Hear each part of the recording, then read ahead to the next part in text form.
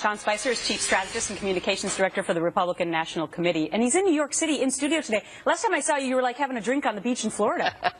Well, I had a tie on. Now that I don't have a tie, I'm not having a drink on the beach. Okay, so let's talk a little bit about the Speaker of the House giving advice to the GOP candidates. He made it clear again today, look, he doesn't want to be in this thing. Right? That's right. But he is doling out advice. Sure, and he should do it.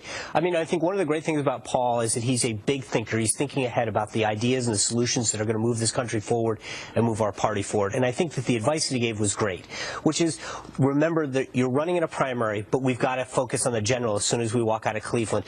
And our party's lost 2 bids for the White House. We need to grow. We need to talk about do to bring people into the party. We've got to be welcoming. We've got to take conservative principles and values from coast to coast, welcome people into the party, and bring them on board. Okay, here's something else that he said, more words of wisdom for the candidates. Listen to this. I learned in 2012, running with Mitt Romney, if you wait until after the convention to all of a sudden get your act together and then produce an agenda in, say, August or September, it's too late. Too late. Although the convention this time around is July.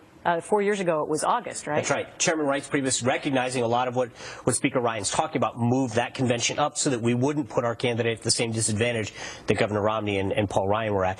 So that's number one. We moved it up. But I think the point that he's getting at is exactly right. The candidates need to start thinking now.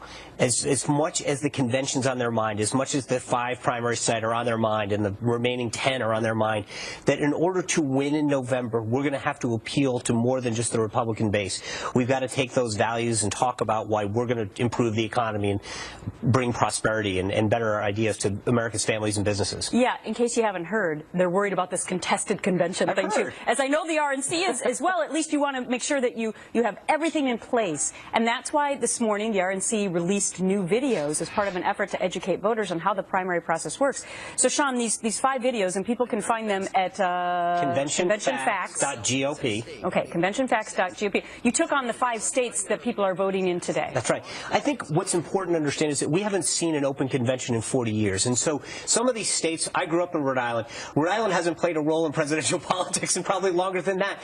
And more people in more states are voting in this process than ever before. But as they do so, they might not be familiar with the process. And it's our job at the RNC to educate people about the process. It is complicated. There's no question about it. And so we need to make sure that people understand the process and the difference between allocating delegates and but you're also doing that because Donald Trump has said that the system is rigged. Well, that hasn't helped.